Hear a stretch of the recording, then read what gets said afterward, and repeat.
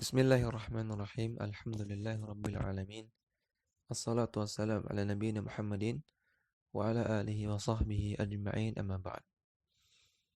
Kembali kita membaca kitab Min Usuli Aqidati Ahli Sunnah wal Jamaah karya Syekh Shalih bin Fauzan Al-Fauzan hafizahullahu taala. Halaman ke-17.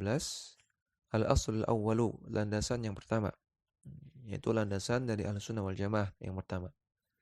Al-imanu billahi wa malaikatihi wa kutubihi wa rusulihi wal yawmil akhiri wal imanu bil qadari khairihi wa syarrihi.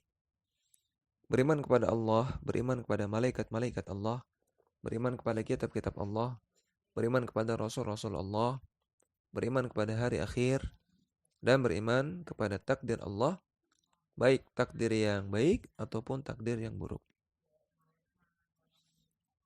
Yang kita kenal ini semua dengan rukun iman. Yang pertama, al-imanu billah, iman kepada Allah. Huwa al-iqraru bi rububiyyatihi wa ilahiyatihi, yaitu menetapkan rububiyah Allah dan ilahiyah Allah. Yakni al-iqraru bi anwa'i tauhid thalathati wa i'tiqaduha wal amalu biha, yaitu menetapkan tiga jenis tauhid dan meyakininya dan mengamalkannya. Wahia, tiga jenis tauhid tersebut adalah sebagai berikut. Yang pertama, tauhidur rububiyah, tauhidur rububiyyati, tauhid rububiyah. Wa tauhidul uluhiyati, dan tauhid uluhiyah. Wa tauhidul asma'i was sifati, dan tauhid asma' was sifat. Ya, sebelum kita bacakan penjelasan beliau tentang definisi masing-masing jenis tauhid ini, ya, perlu kita jelaskan syubhat bahwasanya sebagian orang mengatakan pembagian tauhid menjadi tiga ini adalah buatannya Syekh Muhammad bin Abdul Wahhab rahimahullah. Atau mereka mengatakan pembagian tauhid menjadi tiga adalah buatannya Ibnu Taimiyah. Ya, maka ini anggapan yang keliru. Ya, anggapan yang keliru. Karena para ulama yang membagi tauhid menjadi tiga ini sudah sejak dahulu, sebelum masanya Syekh Muhammad bin Abdul Wahhab atau sebelum masanya Ibnu Taimiyah rahimahullah. Ibnu Taimiyah rahimahullah, beliau wafat pada tahun 728 Hijriah. Sedangkan para ulama yang membagi tauhid menjadi tiga sudah sejak lama sebelum masa beliau. Di antaranya Al-Imam Ibnu Mandah. Al-Imam Ibnu Mandah rahimahullah ta'ala yang punya kitab Al-Iman. Beliau adalah ulama yang wafat tahun 310 Hijriah. Beliau membagi tauhid menjadi tiga. Demikian juga Al-Imam At-Tabari yang beliau sezaman dengan Al-Imam Ibnu Mandah. Dan juga Al-Imam At-Tabari wafat tahun 310 Hijriah. Beliau juga membagi tauhid menjadi tiga. Demikian juga Al-Imam Ibnu Battah. Beliau seorang ulama yang wafat tahun 367 atau 387. Ini sangat jauh sebelum masanya Ibnu Taimiyah rahimahullah. Maka tidak benar kalau ini buatannya Ibnu Taimiyah. Kemudian para ulama tidak semuanya membagi tauhid menjadi tiga. Sebagaimana pernah kita bahas di pembahasan kitab Nurut Tauhid, bahwasanya sebagian ulama membagi menjadi dua. Ya, sebagaimana disebutkan oleh Ibnu Qayyim rahimahullah. Mereka membagi tauhid menjadi dua, yaitu tauhid al-khabari al-ilmi dan tauhid at-talabi al-qasdi. Ya. Tauhid khabari ilmi dan tauhid talabi qasdi. Ya, tidak semua ulama membagi menjadi tiga. Dan semua ulama yang membagi tauhid menjadi tiga ataupun menjadi dua, tujuannya sama. Tujuannya untuk mempermudah kita memahami tauhid. Untuk mempermudah kita. Seperti misalnya para ulama membagi rukun wudu menjadi 6. Rukun wudu menjadi 6. Apakah ada hadis atau ayat Quran yang mengatakan arkanul wudu sittatun, ya, rukun wudu 6? Tidak ada. Namun kenapa para ulama membagi menjadi 6? Tujuannya untuk mempermudah. Ya, setelah meneliti dalil-dalil, oh ternyata wudhu itu sah kalau melakukan 6 ini. Setelah melalui penelitian, ya setelah melalui istiqra wa tatabbu, ya istiqra, penelitian, wa tatabbu, dan menelusuri semua dalil yang terkait. Maka dihasilkan bahwasanya rukun wudhu ada 6. Ya, untuk mempermudah. Demikian juga para ulama membagi sabar menjadi 3 misalnya. Sabar dalam melakukan ketaatan, sabar dalam menjauhkan diri dari maksiat, dan sabar dalam menghadapi takdir Allah. Apakah ada ayat atau hadis yang mengatakan as-sabru thalathatun misalnya? Sabar ada 3. Tidak ada. Namun para ulama ketika mereka melakukan penelitian terhadap dalil-dalil tentang sabar, mereka melakukan tatabbu, menelusuri, mengumpulkan semua dalil-dalil tentang sabar, disimpulkan, oh sabar ada 3. Sabar dalam melakukan ketaatan, sabar dalam menjauhi maksiat, dan sabar dalam menghadapi takdir Allah yang tidak enak. Ya, ini untuk mempermudah kita memahami masalah sabar. Demikian juga para ulama membagi tauhid menjadi 3 atau menjadi 2 supaya kita lebih paham. Maka ini juga menjawab syubhat yang lain yang mereka mengatakan bahwasanya pembagian tauhid menjadi 3 itu bid'ah. Ya, maka jawabannya bukan bid'ah. Ya, karena pembagian tauhid menjadi 3 ini cuma sarana. Ini bukan suatu ibadah, ya. Bukan suatu ibadah yang baru. Bukan suatu keyakinan yang baru, namun ini adalah sarana untuk memahami agama, ya. Untuk memahami tauhid sebagaimana tadi. Rukun wudhu 6, sabar ada 3. Ya, apakah ini bid'ah juga? Tentunya tidak. Karena ini sarana untuk memahami tauhid dengan baik. Ya, kemudian kita lanjutkan. Fa tauhidur rububiyyati ma'nahu. Tauhid rububiyah maknanya tauhidullahi bi af'alihi minal khalqi wal rizqi wal ihya'i wal imatati wa annahu rabbu kulli syai'in wa malikahu. Tauhid rububiyah artinya mentauhidkan Allah dengan semua perbuatan-perbuatan Allah. Mentauhidkan Allah dengan semua perbuatan Allah. Artinya kita meyakini perbuatan-perbuatan ini hanya Allah yang bisa melakukan. Yaitu al-khalqi, penciptaan, wal rizqi, pemberian rizki, wal ihya'i, menghidupkan, wal imatati, mematikan. Dan bahwasanya Allah adalah Rabb semesta, Rabb segala sesuatu, dan penguasa segala sesuatu. Yang kalau kita ringkas, tauhid rububiyah itu mentauhidkan Allah dalam masalah penciptaan, dalam masalah penguasaan alam semesta, dan dalam alam semesta. Wa tauhidul uluhiyyati ma'nahu, yang kedua tauhid uluhiyah. Tauhid uluhiyah maknanya ifraduhu bi af'alil ibadi. Mentauhidkan Allah dari sisi perbuatan hamba. Allati yataqarrabuna biha ilaihi. Yang mereka melakukan amalan tersebut, perbuatan tersebut untuk mendekatkan diri kepada Allah Subhanahu wa taala.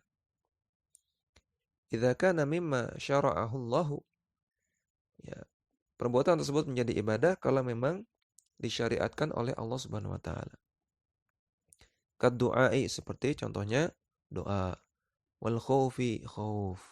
Ya, khauf itu rasa takut. Wal raja'i, raja, rasa harap. Wal mahabbah, rasa cinta. Wal dzabhi, menyembelih. Wal nadhari, bernadar. Wal isti'anati, minta tolong. Wal isti'adati, minta perlindungan. Wal istighatsati, minta pertolongan dikala genting, dikala darurat.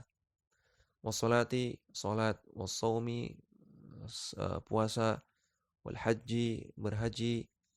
Wal infaqi fi sabilillahi, berinfak di jalan Allah. Wa kulli ma syara'ahu Allahu wa amara bihi, dan semua ibadah yang Allah syariatkan dan Allah perintahkan. La yusyrikuna ma'allahi ghairahu fihi, tidak boleh seseorang berbuat syirik dengan mempersembahkan ibadah-ibadah tersebut yang disebutkan barusan, ghairahu, kepada selain Allah, ma'allahi, walaupun mereka juga menyembah Allah. Ya, maka syirik itu tidak mesti harus menyembah selain Allah secara total. Ya, namun kalau seseorang misalnya sholat kepada Allah, namun di sisi lain dia menyembelih kepada selain Allah, ini juga syirik. La malakan, wala nabiyan, wala waliyan, wala ghairahum. Ya, ibadah-ibadah yang barusan disebutkan tidak boleh dipersembahkan kepada malaikat, ataupun kepada nabi, ataupun kepada wali, ataupun para makhluk selain mereka. Wa tauhidul asma'i was sifati ma'nahu. Dan yang ketiga, tauhid asma' was sifat. Maknanya itsbatu ma atsbatahu Allahu li nafsihi. Menetapkan nama-nama dan sifat-sifat yang Allah tetapkan untuk dirinya sendiri. Au atsbatahu lahu rasuluhu minal asma'i was sifati. Atau menetapkan nama-nama dan sifat-sifat Allah yang ditetapkan oleh Rasulnya sallallahu alaihi wasallam. Wa tanzihullahi amma nazzaha anhu nafsahu. Dan mensucikan Allah dari sifat-sifat yang Allah sucikan dirinya dari sifat-sifat tersebut. Au nazzahahu anhu rasuluhu minal uyubi wan naqaisi. Dan juga mensucikan Allah Subhanahu wa taala dari perkara-perkara yang disucikan oleh Rasulnya sallallahu alaihi wasallam berupa aib dan juga kekurangan-kekurangan. Ya, maksudnya menafikan, mengingkari bahwasanya Allah Subhanahu wa taala punya aib dan punya kekurangan.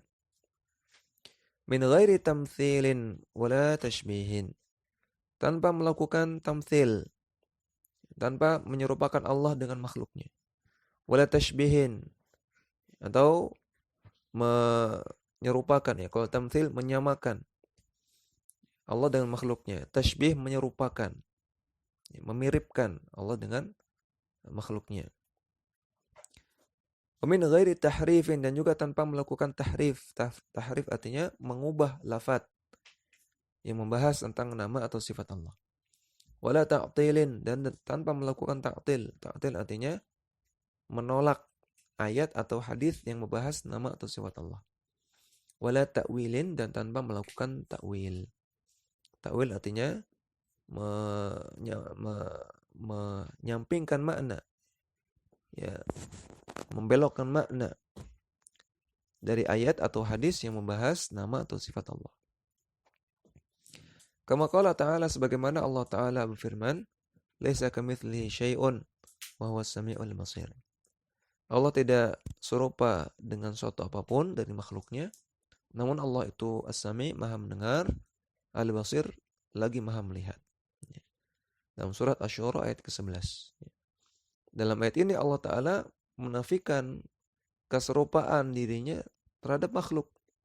Namun di sisi lain Allah juga menetapkan bahwasanya Allah punya nama As-Sami dan Al-Basir. Dan juga Allah punya sifat, karena setiap nama-nama Allah itu mengandung sifat. Wa kama qala ta'ala, dan juga sebagaimana Allah Ta'ala berfirman, walillahil asma'ul husna fad'uhu biha. Allah memiliki nama-nama yang husna, nama-nama yang paling bagus, maka berdoalah dengan nama-nama tersebut. Dalam surat Al-A'raf ayat 180.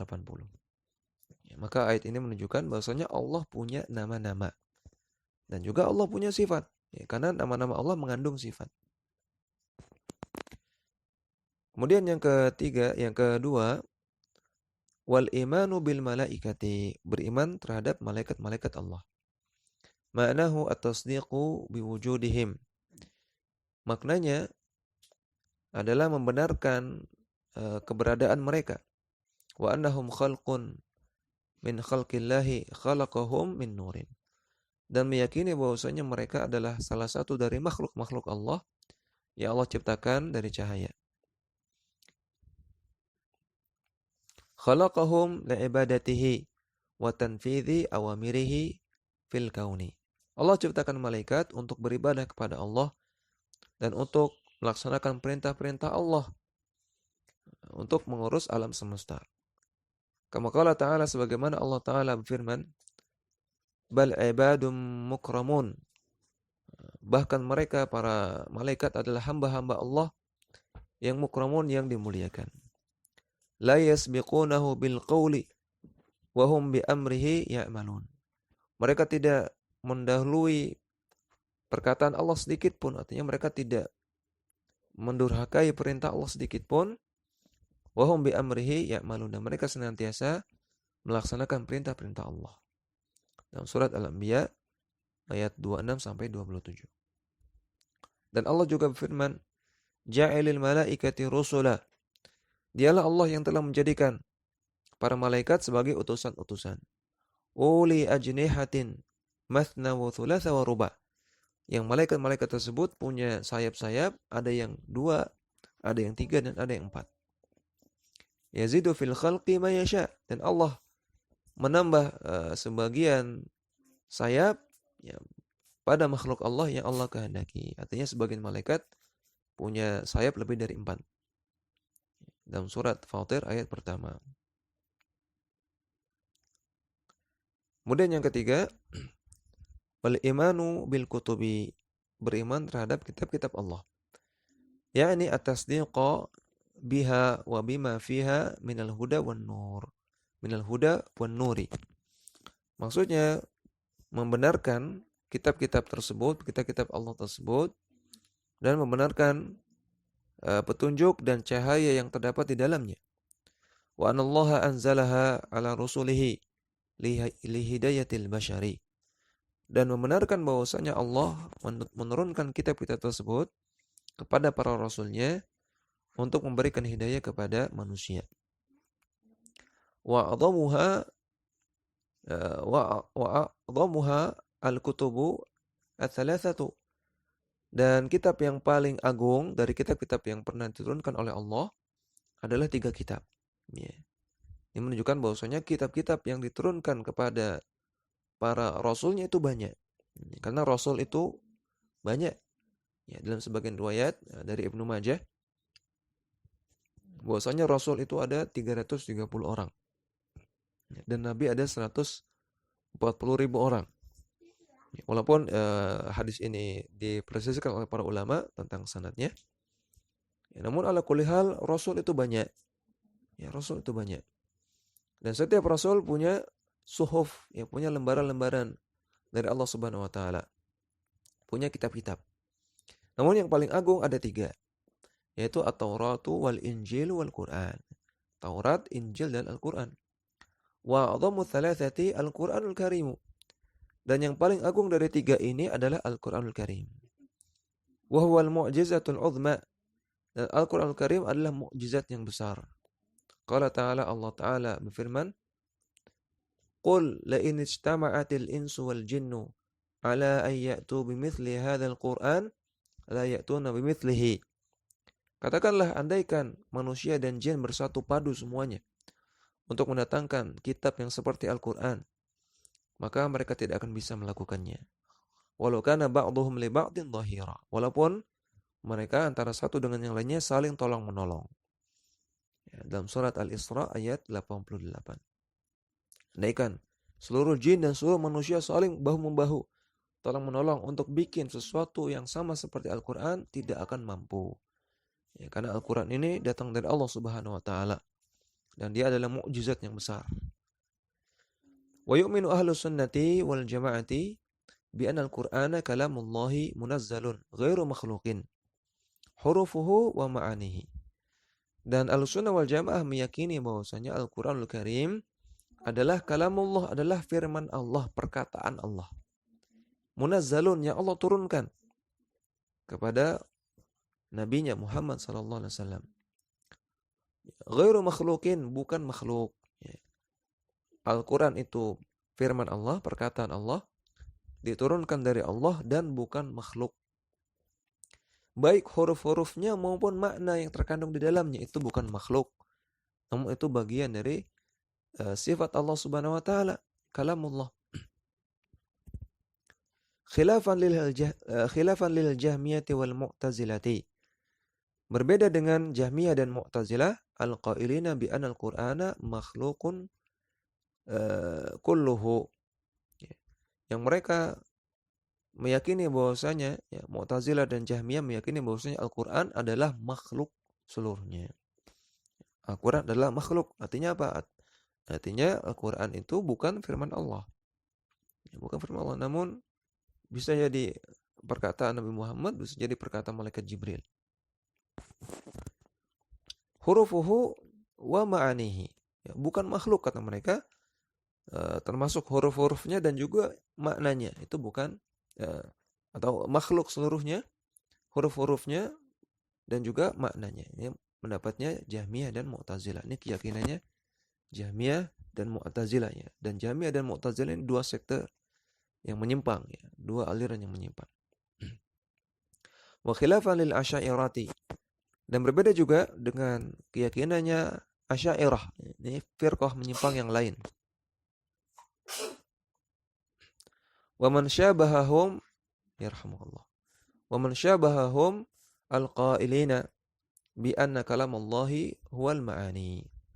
Dan yang semisal dengan orang-orang Asy'ariyah yang mereka mengatakan bahwasanya Al-Qur'an yang mengatakan bahwasanya anna kalamallahi wal ma'ani, yang merupakan kalamullah, firman Allah adalah makna yang terkandung dalam Al-Qur'annya, maknanya saja. Wa amal hurufu fahiya makhluqatun. Adapun huruf-hurufnya itu makhluk. Lafadznya, lafadz Al-Qur'an, teks Al-Qur'an itu makhluk kata mereka. Yang dari Allah itu maknanya, kontennya saja. Yang terkandung di dalam teks tersebut, kontennya itu dari Allah kata mereka, kata Asy'ariyah. Wakilal qaulaini batilun. Dua pendapat ini batil, pendapat yang batil. Ya, dua pendapat ini itu yang mengatakan Al-Qur'an itu seluruhnya makhluk. Atau yang kedua yang mengatakan Al-Qur'an itu maknanya dari Allah namun hurufnya makhluk. Lafadznya atau teksnya makhluk. Kedua pendapat ini batil.